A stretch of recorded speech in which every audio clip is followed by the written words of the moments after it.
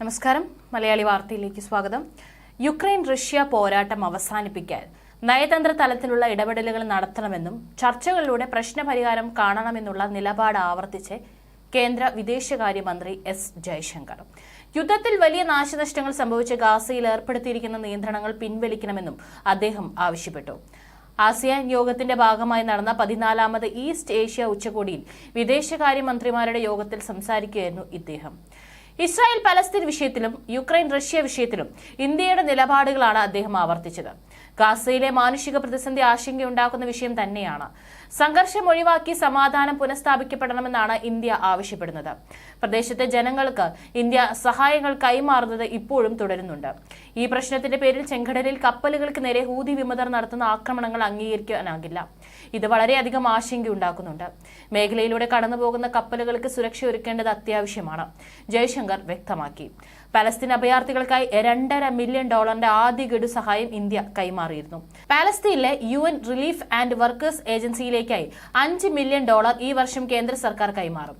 ഇതിന്റെ ആദ്യഘട്ടമെന്ന നിലയിലാണ് $2.5 മില്യൺ സംഘടനയ്ക്കായി കൈമാറിയത്. ഗാസയിൽ ദുരാഷ്ട്ര പ്രശ്നം പരിഹാരമാണ് ഉണ്ടാകേണ്ടത് എന്ന കാര്യവും ഇന്ത്യ ചൂണ്ടിക്കാട്ടി. യുക്രൈൻ വിഷയത്തിൽ നയതന്ത്ര തലത്തിലുള്ള സംഭാഷണങ്ങളിലൂടെ പ്രശ്നപരിഹാരം ഉണ്ടാക്കണമെന്നാണ് ഇന്ത്യ ആവശ്യപ്പെട്ടത്. പ്രധാനമന്ത്രി നരേന്ദ്രമോദി അടുത്തിടെ Russian president Vladimir Putin, Ukraine president Vladimir Zelensky എന്നിവരുമായി സംസാരിച്ചിരുന്നു.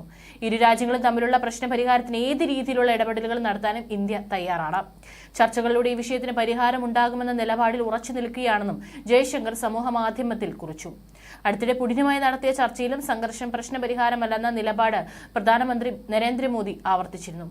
അതേസമയം US നിയമസഭയായ കോൺഗ്രസിന് സമീപം അമേരിക്കയുടെ ഔദ്യോഗിക പതാക താഴ്ത്തിയും കത്തിച്ചും പ്രതിഷേധിച്ച പാലസ്തീൻ അനുകൂലികൾ.